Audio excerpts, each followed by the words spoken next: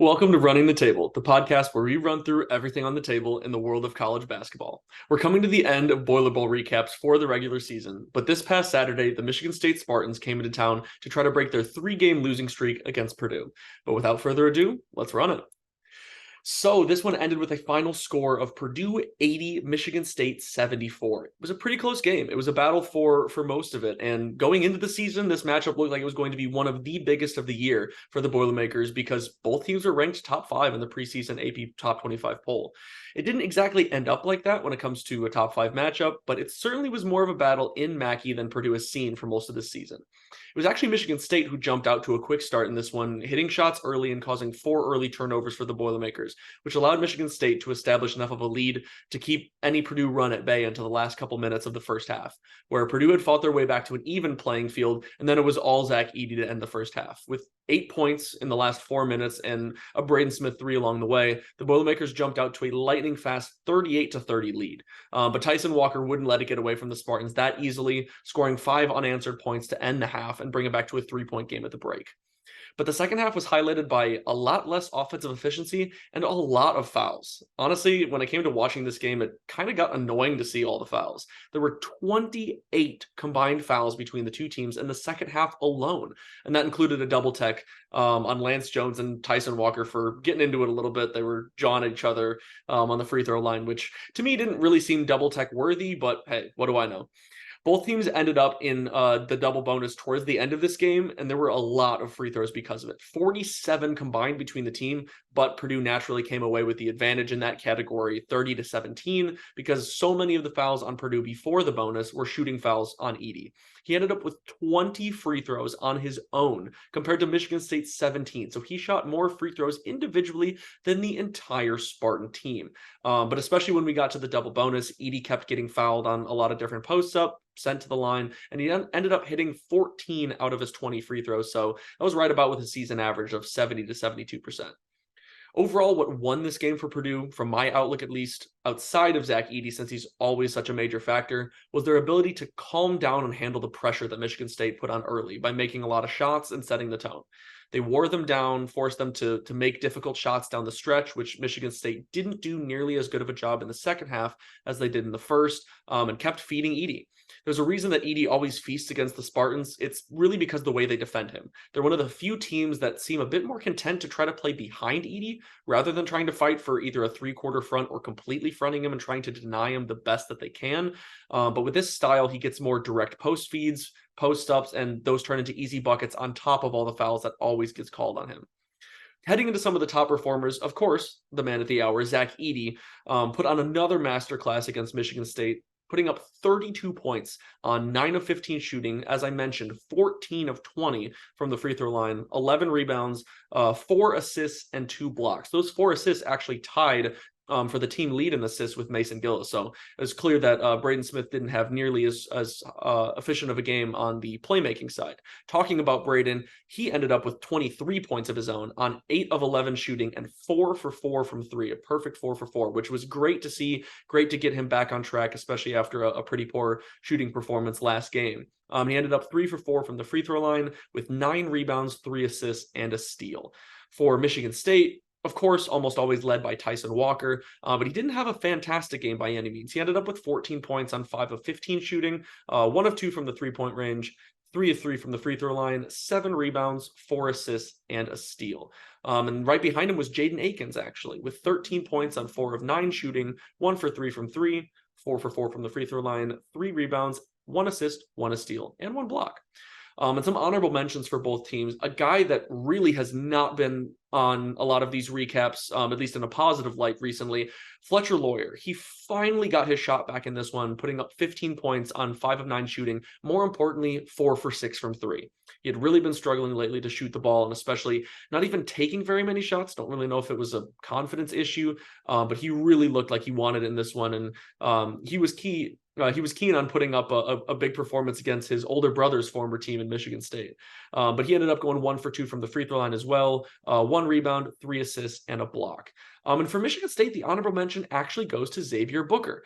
He ended up with 11 points in 12 minutes, which is key. We'll talk about here in a second. On 3 for 6 shooting, 2 for 5 from 3, 2 rebounds, but ended up with 4 personal fouls. And the reason why I highlight his 12 minutes is if you go back and look at what we talked about in the Boom Buster Believable episode about Michigan State, Xavier Booker was kind of that head-scratching guy of why is he not really getting more playing time? Was it just that he wasn't really trusted in the system?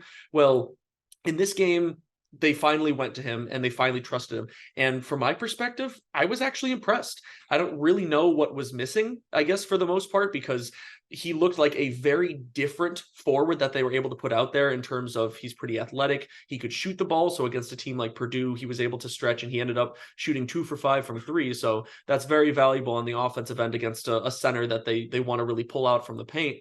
But overall, he looked pretty solid. So I think that'll probably point towards more minutes for him in the future. But it was nice to see him actually get playing time because he's really kind of been a lost guy in that rotation throughout the year. But heading into some of the key team points, for Purdue, this one was kind of a find the hot man game. In this game, more so than most Purdue games, it was a story of the top 3 scorers. In this one, it was Edey, Smith, and Lawyer. It was great to see Lawyer getting back on track shooting the ball. Same with Smith. Like I said, he had a very poor shooting performance in their last game against Michigan. And of course, Edey did his usual dominating, even to a higher degree than usual in this one. But for instance, Lance Jones struggled mightily this game, despite him being a super consistent part of Purdue's success, especially in the second half of the season. But they found the guys who were knocking down shots and didn't necessarily force it to those guys, but they found ways to get them in position to make plays. For Smith and Edey, it was ball screens and, of course, middle post-ups for Edey to avoid the double teams and digs that Michigan State was trying to get down on him. And for Lawyer, it was finding him on kickouts, running him off screens, and just finding him spotting up in transition. He was much more confident shooting the ball and was doing a little bit more of searching for shots for himself. But again, he didn't necessarily force the issue. He kind of took what was given to him and he knocked down what he had. These 3 really carried this game, and you never know who's going to have the hot hand in any specific game, but it's important to get the ball in the hands of guys who are going to give you the best chance to win any given game. Secondly, it's limit turnovers. After 4 turnovers in the first half, before they could force a single one for Michigan State, they were finally able to settle in and handle the pressure a little bit better. They were smarter with the ball and also turned up the defensive intensity in the second half. It was 4-1 on turnovers in the first half, and Purdue was able to flip that script a bit, causing 6 turnovers in the second half while only committing 5 more themselves. They may have lost the turnover margin by 2, but staying under 10 themselves and bringing that margin down to 2 is going to be a good recipe in general for Purdue, given how good their offense can be if they just take smart shots and don't turn the ball over. They have enough talent to outscore almost any team as long as they keep getting the shots they want and take care of the basketball. For Michigan State, it was a story of free throws, and this could actually be talked about in both directions, and I think both are important. This game could have been a lot closer if Michigan State had found ways not to foul nearly as much and send Purdue to the line 30 times, especially when you put a free throw shooter as good as Edey to the line 20 times by himself. But also, free throws kept them in this game since they found themselves at the line 17 times and hit 15 of them, good for 88%. If Purdue would have shot that efficiently from the line, this game would have been over much earlier. But that margin is going to be tough for them to win against any opponent, much less a team as good as Purdue, much less in Mackey Arena. I get it, you're not going to face somebody like Edey every game or in almost any other game, but they have to game plan better individually if they want to beat some of the top teams in the country and really make a case for them belonging up there like they were in the first place to start the season. And secondly, it was a solid team shooting outing, except for your top 2. Overall, Michigan State shot the ball pretty well. 39% from the floor isn't fantastic, but 43% from 3 and 88% from the free throw line is really nothing to get upset about, but really dragged those numbers down were 2 mediocre performances by Tyson Walker and AJ Hoggard, at least by their standards. They still ended up with 14 and 8 apiece, but shooting a combined 8 for 28 is not a winning recipe for the Spartans. They're a guard-heavy team, and that's what's made them so good in the past. But that also means that when their guard play isn't at its highest, it'll show on the scoreboard. This one was one of the rare games where Michigan State's supporting cast actually outperformed the Stars, at least efficiency-wise, even though the leading scorers were still the usual cast of Walker, Hoggard, and Malik Hall snuck his name there with a solid 12 of his own. But as we wrap up the regular season, Purdue has one of their biggest challenges yet coming up, traveling to Champaign to take on the number 12 ranked Illinois Fighting Illini here on Tuesday. It was a battle in West Lafayette earlier this year, with Purdue only coming away with a 5-point win, so they've definitely got their work cut out for them in this one. For Michigan State, they've now lost 3 straight and continue to find themselves closer and closer to bubble watch. So with Northwestern coming into town on Wednesday, they need this win to get back on track. With only 2 games left in the regular season, it's crucial for them to establish their place in the NCAA tournament and not rely on a Big Ten tournament run to get them into the tournament. But that's all I've got for today. We are officially in March, so it is time for the madness. Here on the channel, you can expect to see game recaps for the final regular season games for both Butler and Purdue, as well as whatever Boom Buster Believable episodes I can crank out before Selection Sunday. On top of that, we're just getting to our conference breakdowns ahead of the NCAA tournament, so keep an eye out for plenty of college basketball content throughout the month of March. But until then, like and subscribe for more college basketball content, and until next time, I'm out.